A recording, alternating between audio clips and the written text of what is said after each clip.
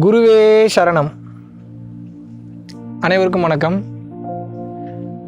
ஒரு சில மனிதர்கள்லாம் எப்பயுமே சந்தோஷ நிலையிலே இருப்பாங்க, பரவச நிலையிலே இருப்பாங்க, எந்த காரணமே இல்லாமல் ஹாப்பியாகவே இருப்பாங்க. நீங்கள் மேபி பார்த்துருக்கிறதுக்கு வாய்ப்பு இருக்குது, பார்க்காம இருக்கிறதுக்கு வாய்ப்பு இருக்குது. ஆனால் சில மனிதர்களுடைய ஆக்டிவிட்டீஸ்லாம் பார்த்தீங்க அப்படின்னா எப்பயுமே பரவச நிலையிலே இருப்பாங்க. இதுக்கு என்ன காரணம் அப்படின்னு நீங்கள் என்றைக்காவது நோட் பண்ணியிருக்கீங்களா? இவங்க வாழ்க்கையில் எந்த வித பயிற்சியும் பண்ணவே வேண்டாம், எந்த யோகத்துலையும் ஈடுபட வேணாம், எந்த ஞான உபதேசங்களும் தேவையில்லை, எதுவுமே தேவையில்லை, பரவச நிலையிலேயே இருப்பாங்க.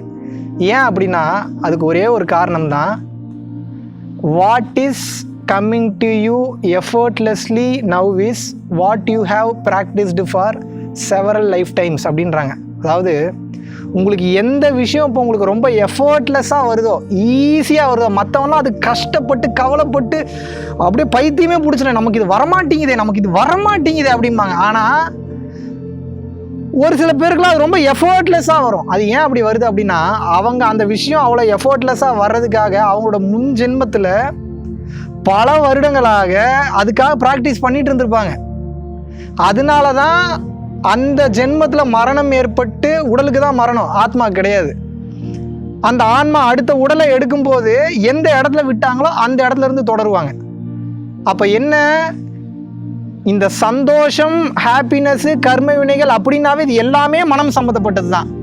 அப்போது இந்த முன் ஜென்மங்களில் எந்த ஒரு மனிதன் இந்த மனதை ஆளக்கூடிய அந்த வித்தையில் கைதேர்ந்து மனம் சம்பந்தப்பட்ட விஷயங்களில் ஈடுபட்டு கொண்டு இருந்தார்களோ அவங்க இந்த ஜென்மத்தில் பிறக்கும்போது என்ன நடக்கும்னு கேட்டிங்கன்னா, எந்த பயிற்சியுமே தேவையில்லை, போன டைம் என்ன விதைச்சாங்களோ அதை இங்கே அறுவடை பண்ணுவாங்க. அப்போ என்ன, எந்த பயிற்சியுமே இல்லாமல் அவங்களுக்கு அந்த பரவச நிலைன்றது கேஷுவலாகவே இருப்பாங்க. அவங்க எந்த இதுக்குமே போக தேவையில்லை. இதை நம்ம அவங்கள பார்த்து பொறாமப்படணுன்ற அவசியம் இல்லை. ஏன்னா பொறாமப்பட்டிங்கன்னா பிரச்சனை நமக்கு தான். நல்லா கவனிங்க, அடுத்தவன் அப்படி இருக்கிறான் அப்படின்னா அதுக்காக எவ்வளோ கஷ்டப்பட்டு அந்த இடத்துக்கு வந்தான்றது அவனுக்கு மட்டும்தான் தெரியும். அதுக்கு எவ்வளோ புண்ணியம் பண்ணியிருக்கணும், எவ்வளோ விஷயம் தர்ம காரியங்களில் ஈடுபட்டிருக்கணும், இந்த ஜென்மத்திலேயோ கடந்த ஜென்மத்திலேயோன்றதுன்றது அவங்களுக்கு மட்டும்தான் தெரியும். அதனால நீங்கள் அதை பார்த்தலாம் பொறாமப்படணுன்ற அவசியமே இல்லை. நம்ம எப்படி மேன்மை நிலை அடைகிறது அப்படின்ற எண்ணத்தில் மட்டும் நீங்கள் குறியாருங்க. அப்போ ஒரு மனுஷன் எஃபர்ட்லெஸ்ஸாக ஹாப்பியாக சந்தோஷமாக இருக்கான்னா கஷ்டப்பட்டிருக்கான் முன்னாடி, அதனால எந்த பயிற்சி இல்லாமல் இன்றைக்கி இந்த நிலைக்கு வந்திருக்கான்.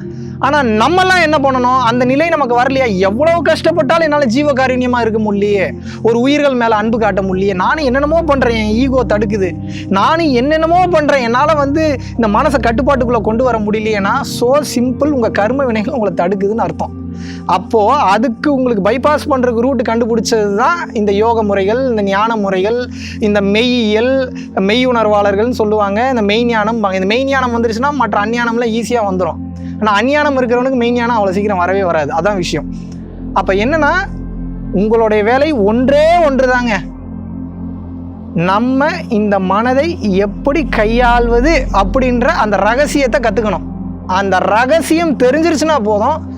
அப்போ அவங்க என்ன, அவங்கள மாதிரி நீங்களும் எப்பயுமே பரவச நிலை தான். எப்படி பரவச நிலைக்கு வந்துடுவீங்க? 100 கோடி ரூபா வருதா, சந்தோஷமாக இருப்பீங்க. 100 கோடி ரூபா லாஸ் ஆகுதா, ரொம்ப சந்தோஷமாக இருப்பீங்க.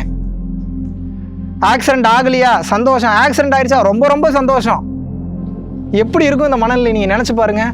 நீங்கள் நினச்சது நடந்துருச்சா, சந்தோஷம். நினச்சது நடக்கலையா, ரொம்ப ரொம்ப ரொம்ப ரொம்ப சந்தோஷம். எனக்கு பிடிச்ச பொண்ணு என்னை கல்யாணம் பண்ணிக்கிற தயார் நிலைக்கு வந்துட்டாரா, சூப்பர், சந்தோஷமாக இருக்கேன். அந்த பொண்ணு வேற ஒரு பையனை கல்யாணம் பண்ணுறதுக்காக போகிறாளா, ரொம்ப ரொம்ப ரொம்ப ரொம்ப சந்தோஷமாக இருப்பேன். ஏன் அப்படின்னா இது எல்லாமே மனம் சம்மந்தப்பட்டது தாங்க. இந்த மனதை எப்படி கையாள்வது என்ற அந்த வித்தையை தெரிஞ்சுக்கிட்டிங்கன்னா போதும், அப்படியே பரவசத்தில் இருப்பீங்க. எத்தனை கோடி ரூபா கடன் இருந்தாலும் அது உங்களை பாதிக்காது, பரவச நிலையிலே இருப்பீங்க. அது ஒரு தனி கலைங்க, அது வார்த்தையெல்லாம் விளக்கவே முடியாது. அதை நீங்கள் அனுபவித்து பார்த்தீங்கன்னா மட்டும்தான் அதனுடைய இன்பம் என்ன அப்படின்றது உங்களுக்கு முழுமையாக புரியும். நான் எவ்வளவு தான் உங்ககிட்ட வந்து நின்று உட்காந்து, ஏங்க இந்த முத்தம் கொடுத்தா அப்படி சூப்பராக இருக்குங்கன்னு நான் என்ன சொன்னாலும் அது உங்களுக்கு இன்ஃபர்மேஷன் தான். முத்தம் கொடுத்தா நல்லா இருக்கும், இன்பமாக இருக்கும் போல் அப்படின்னு நீங்கள் நினைப்பீங்க. ஆனால் உண்மையாகவே முத்தம்னு ஒன்று கொடுத்தா எப்படி இருக்கும் அப்படின்றத நீங்கள் முத்தம் கொடுத்து பார்த்தீங்கன்னா மட்டும்தான் தெரியும் அதில் இருக்கக்கூடிய இன்பம் என்னன்றது. அதை நான் வேறு எப்படி சொன்னாலும் உங்கள்கிட்ட என்னால் விளக்கம் கொடுக்கவே முடியாது. அதனால உங்களுக்கு நான் இப்போ கொடுக்குறதுல இன்ஃபர்மேஷன் நான் இப்படி ஒன்று இருக்குன்றதை உங்களுக்கு தெரியப்படுத்துகிறேன். இந்த உண்மையை உங்களுக்குள்ள உணர்ந்த அனுபவிச்சு நீங்கள் சந்தோஷப்படுங்கன்றக்காக தான் இவ்வளோ தூரம் கத்திக்கிட்டு இருக்கேன்.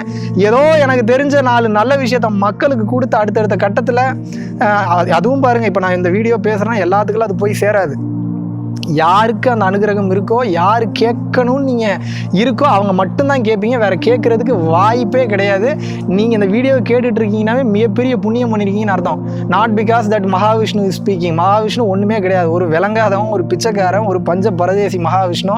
நானே என் குரு கிட்ட இருந்து சூட்சம ரீதியாக இருக்கக்கூடிய காஞ்சி விஸ்வநாத சுவாமிகள் எங்கள் அப்பன் கைலாச கோணையில் புத்தூரில் வந்து பார்த்தீங்கன்னா ஜீவசமாதி ஆகிருக்கிறாரு. அவர்கிட்ட பிச்சை எடுத்து கருணை உள்ளத்தோடு அந்த மகான் இருந்ததுனால அவர் எப்பயோ ஜீவசமாதி ஆகிட்டார். சூட்சம ரீதியாக இருந்து என்னை வழி நடத்திக்கிட்டு இருக்காரு. அவர்கிட்ட இருந்து கிடைக்கக்கூடிய அந்த பிச்சையை மக்களுக்கு கொண்டு போய் சேர்க்கணுன்றதுனால, முடிந்த அளவுக்கு இந்த உண்மையை கொண்டு போய் சேர்க்கணுன்றனால சேர்த்துக்கிட்டு இருக்கேன். ஸோ அதனால் தயவு செஞ்சு மிஸ் பண்ணிடாதீங்க.